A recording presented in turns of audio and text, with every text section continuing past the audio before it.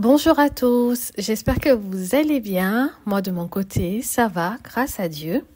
Alors, une nouvelle vidéo aujourd'hui. Je pensais pas qu'un jour j'allais faire une vidéo pareille, mais en fait, je fais une vidéo suite à ma vidéo que j'avais faite sur faire un peu le bilan sur mon projet de porcherie au Congo et vous dire un peu ce que j'ai ressenti vraiment par rapport à cette porcherie, les échecs qu'on avait subis, voilà.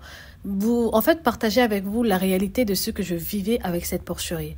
Et c'est un peu tout simplement le but de ma chaîne, c'est juste de ne pas partager avec vous les réussites comme beaucoup le font, et c'est très bien parce que ça encourage.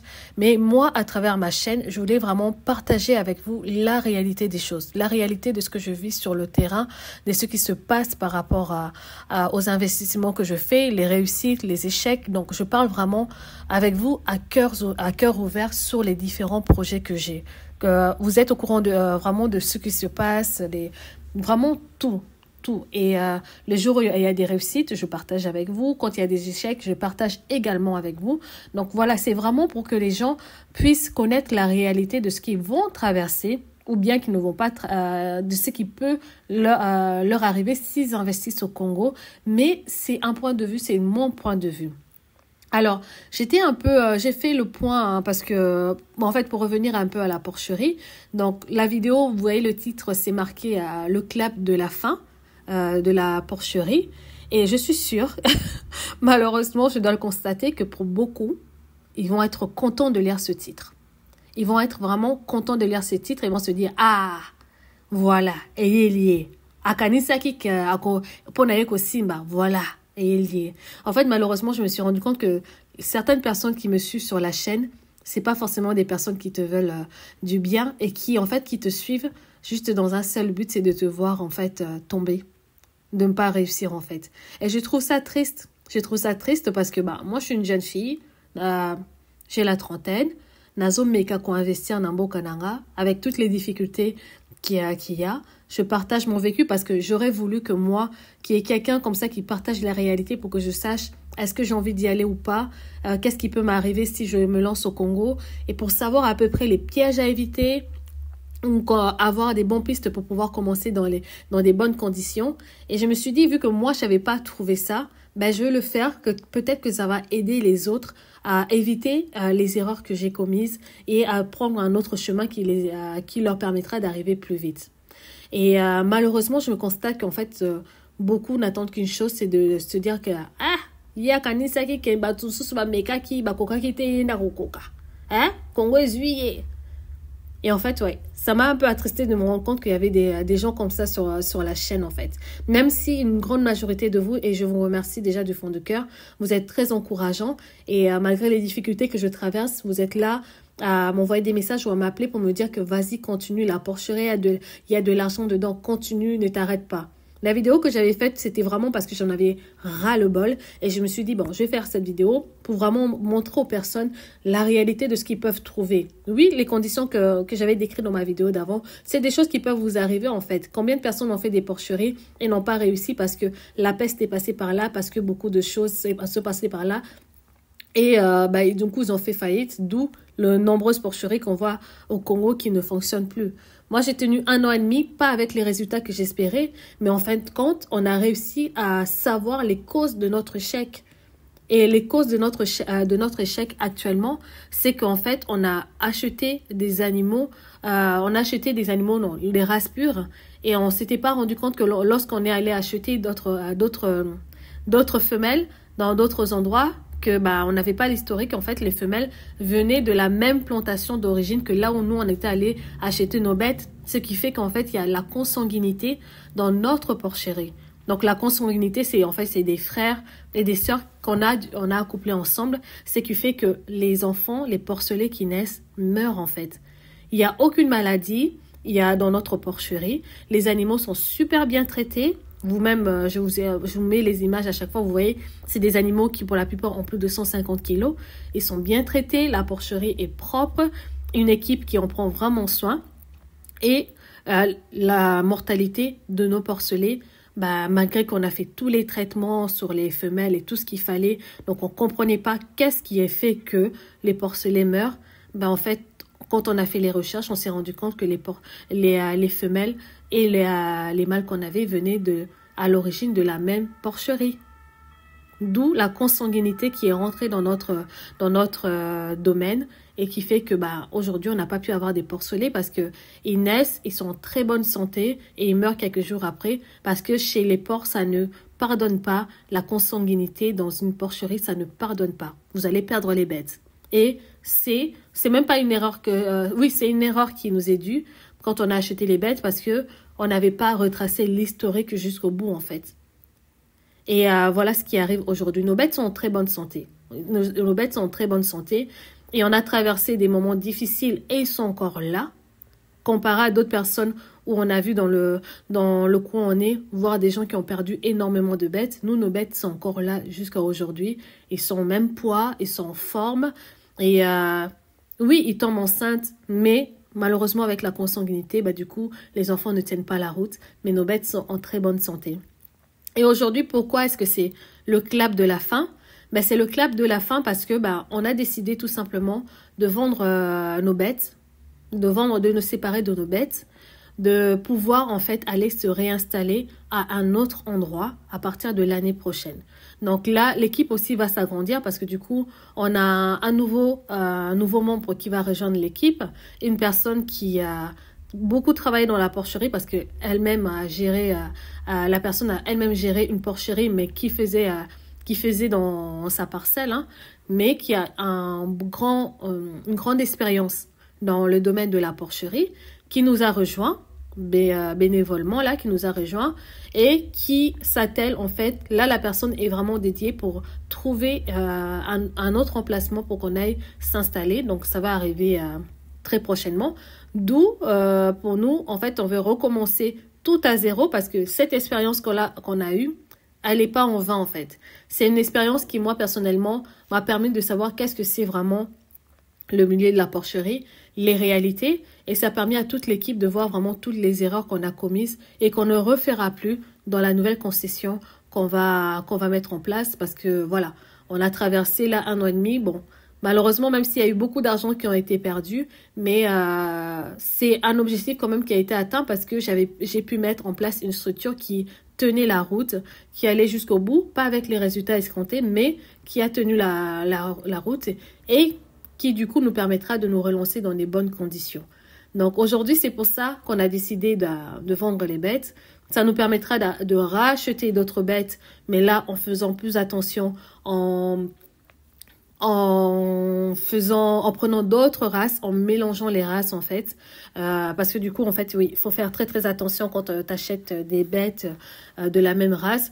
Là ce qu'on va faire, c'est changer les races et introduire du coup dans la nouvelle porcherie à venir des races locaux avec des races pures et faire un mélange qui nous évitera en fait de tomber encore sur le problème qu'on a eu aujourd'hui, c'est-à-dire la mortalité de porcelets due à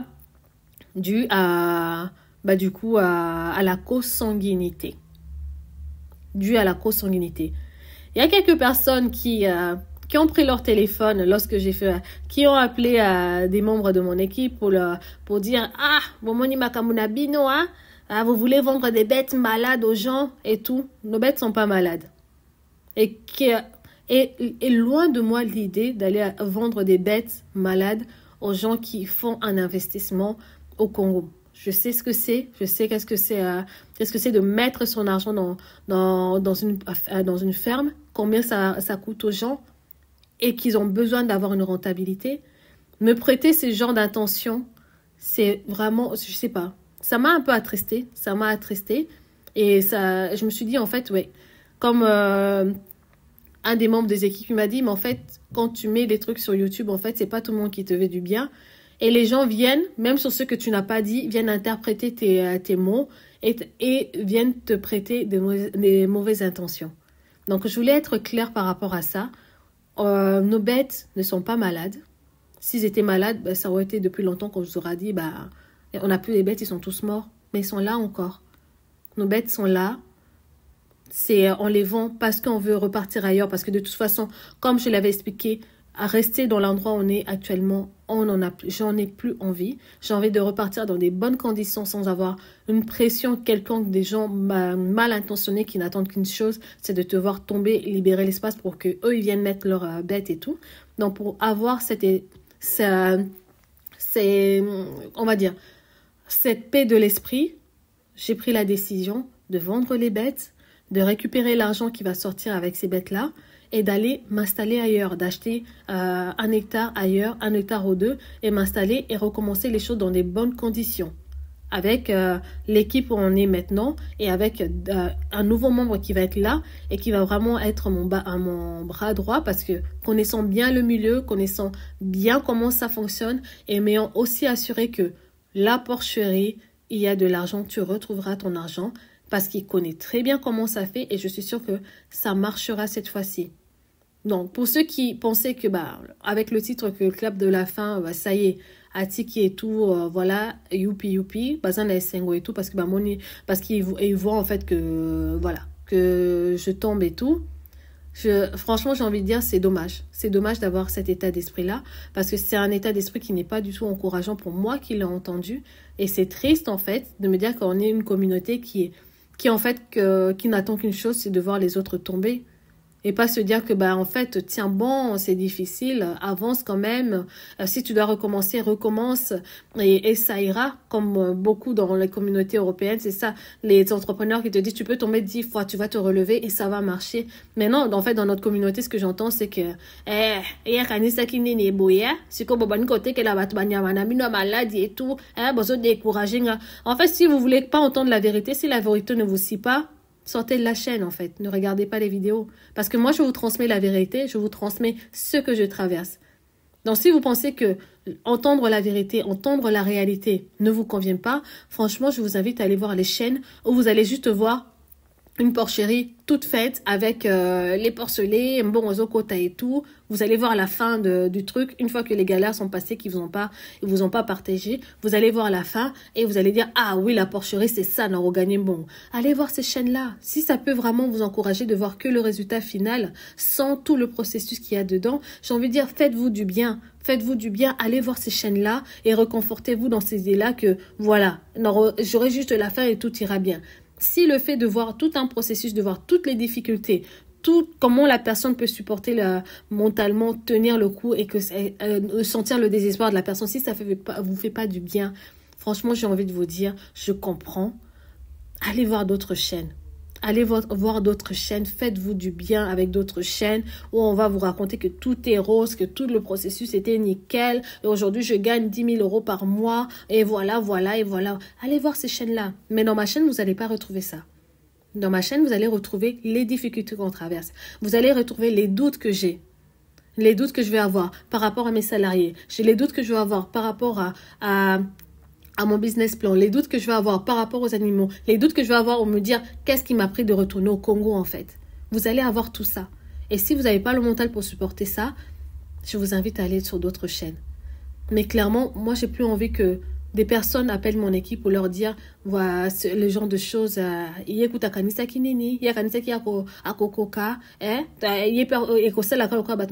trouve pas ça en fait je veux dire, comment dire, je trouve pas ça, ça bâtit pas.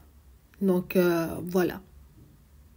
Donc, c'était un peu ça. Aujourd'hui, je voulais mettre les choses au clair. Donc, le clap de la fin, c'est tout simplement, c'est qu'on va vendre les bêtes, on va déménager, aller chercher un terrain ailleurs.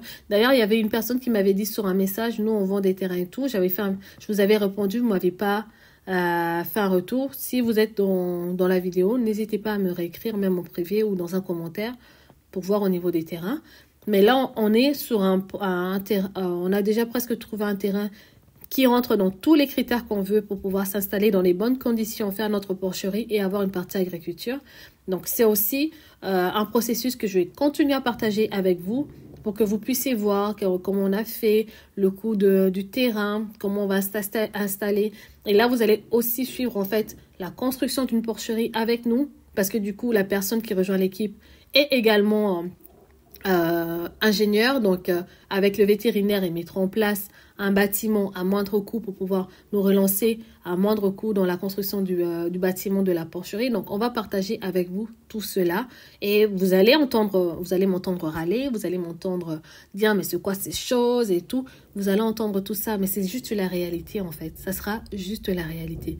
Donc, c'était un peu une vidéo un peu coup de gueule. J'en fais pas beaucoup, ou peut-être, je sais pas. Mais voilà, c'est ce que je voulais partager avec vous. Mais je réitère mes remerciements aux personnes qui m'encouragent. Et aujourd'hui, je sais que pour avoir eu le retour de plusieurs personnes, je sais que la porcherie, quand vous ne commettez pas les erreurs comme nous on a commis, est un domaine qui est rentable. Qui est rentable parce que beaucoup aujourd'hui, comme d'autres personnes que j'ai eues qui m'ont dit, nous on a eu des porcelets, j'ai perdu plus de 48 porcelets, j'ai eu ceci, j'ai eu cela. Mais aujourd'hui, je ne regrette pas d'avoir continué. Mais tous vos discours-là m'ont encouragée. Et m'ont encouragée, même si aujourd'hui financièrement c'est très difficile. Mais je sais que je vais serrer la ceinture, quitte à prendre 2 travail ici, chose que je fais déjà. Mais je relancerai ma porcherie pour l'année prochaine. Et je me relancerai. Et les erreurs que qu'on a commises avec l'équipe qu'on a commis là, ben, elles ne seront pas réitérées pour la prochaine fois. Donc, l'expérience qu'on a eue là, même si c'est la fin actuellement, elle ne sera pas en vain parce que moi, ça m'a permis d'acquérir énormément d'expérience. Pour d'autres personnes, ça les a aussi aidé de voir qu'est-ce que c'était la réalité de créer une porcherie, la réalité d'investir au Congo dans ce domaine-là, que financièrement ça coûte, qu'au niveau de beaucoup de choses, tu vas douter de tes salariés, tu vas douter de tout ce que tu fais, de l'argent que tu envoies, tu vas avoir des doutes, tout ça. Mais chaque expérience nous permet de grandir en fait. Chaque expérience, même si qu'elle soit bonne ou mauvaise, nous permet de grandir dans des bonnes conditions et d'avancer dans les bonnes conditions. Et là, je suis en fait, d'entendre que les gens ont eu ce genre de discours un peu négatif me permet juste de me dire que je vais continuer. Je vais continuer et je ferai mieux. Et voilà. Donc moi, personnellement, j'invite les personnes qui ont un esprit, qui voudraient me prêter de mauvaises intentions de ne plus suivre ma chaîne en fait. De ne plus suivre ma chaîne parce que je pense être sincère avec vous dans les vidéos. Mais si vous venez, vraiment, il y a une chose que je ne supporte pas, c'est qu'on vienne me prêter de mauvaises intentions. Des intentions que je n'ai pas. Ça, vraiment, je ne le supporte pas. Que vous voulez, en fait, changer mes propos et aller mettre les choses à votre sauce, faites-le, mais ne venez pas mettre ça sur ma tête, en fait. Et je trouve ça, d'ailleurs, ridicule de faire ça. Pourquoi vous allez mettre les mots que je n'ai pas prononcés, aller transmettre ça aux gens? Je ne comprends pas. Ça, c'est vraiment quelque chose que je n'arrive pas à comprendre, en fait. Donc là, je demanderai aux personnes juste d'arrêter. Je ne vends pas mes bêtes parce qu'ils sont malades. Je vends les bêtes parce que je veux repartir. Je veux avoir les fonds nécessaires pour acheter mon hectare ou mes hectares ailleurs pour m'installer dans les bonnes conditions. Et n'ayant pas le liquide actuellement avec moi, je vends mes bêtes dans ce sens-là. Mes bêtes sont en très bonne santé. D'ailleurs, on a invité les potentiels acheteurs qui nous ont contactés de venir à la ferme, de venir avec leur vétérinaire, de venir voir les bêtes, de les peser s'ils veulent et de faire le constat d'eux-mêmes pour voir qu'il n'y a rien. Donc, pourquoi est-ce que j'aurais ouvert ma porte à la porcherie si je sais que mes bêtes sont en mauvais état, en fait? Donc, voilà. Moi, j'ai envie d'avancer, de voir notre communauté. Moi, personnellement, ça me fait très plaisir quand je vois d'autres réussir à leur ferme, en fait. Quand je vois d'autres personnes réussir à leur projet, ça me fait très plaisir. Et ce que j'aime d'ailleurs, c'est mettre un commentaire pour les encourager, pour qu'ils puissent continuer. Parce que leur réussite est encourageant pour moi. Et me dire que eux aussi, ils ont réussi, moi aussi, je peux réussir, en fait. Moi, ça m'intéresse pas que des gens viennent me prêter des mauvaises intentions ou appellent mon équipe pour me dire que, voilà, toye baki, kakoko kana été. Ça m'intéresse pas. Et franchement, ce genre de personnes, je vous invite vraiment cordialement à quitter ma chaîne. Vraiment. Je préfère avoir 3000 abonnés, mais avec des abonnés qui acceptent une réalité et qui bâtissent en fait. Ou bien même s'ils ont des doutes, partager leurs doutes. Ça ne me dérange pas du tout. Parce que c'est normal d'avoir des doutes. C'est normal de transmettre aussi sa peur. Ou bien ça ne me dérange pas du tout. Mais aller me prêter des intentions que je n'ai pas, ça par contre, je n'accepterai pas. Et je trouve ça complètement bas en fait. C'est une bassesse que je ne comprends pas. Donc voilà, c'était la vidéo que je voulais faire un peu aujourd'hui. Donc je vais vous inviter. Pour l'instant, dès qu'on aura fini les bêtes, je vous mettrai aussi au courant et tout. Donc, je commence même à me poser la question, est-ce que j'ai envie de partager encore les choses comme je les fais là et tout, en fait. Je commence même vraiment à me poser la question. Donc, mais voilà, si ça continue, je partagerai avec vous les choses comme il faut, notre recherche de terrain, quand on l'aura trouvé, comment on va s'installer petit à petit. Vous allez vraiment nous suivre dans notre aventure jusqu'au bout. Et le jour où on fera péter le champagne, on pètera le champagne ensemble aussi. Voilà. Écoutez, je vous souhaite tout de bon pour vous. Ceux qui ne connaissent pas ma chaîne, je vous invite à liker, à vous abonner, à partager autour de vous. Ça me fait un soutien en plus. Et bientôt, je vais créer une communauté, la communauté que YouTube nous permet maintenant de mettre en place et pour pouvoir soutenir les créateurs de contenu parce que ça demande un petit travail. Et si vous souhaitez rejoindre la communauté, n'hésitez pas. Moi, ça me permettra d'avoir votre soutien et ça me permettra également de gagner un peu de sous, pour être clair, tout simplement. C'est aussi un moyen d'entreprendre. Donc voilà, et ça permettra aussi aux personnes qui veulent avoir une interaction un peu plus poussée avec moi, de pouvoir discuter de façon un peu plus intime, en fait, forcément hors YouTube. Voilà, prenez soin de vous, de vos familles, et de vos business, et je vous dis à bientôt pour une nouvelle vidéo. Au revoir.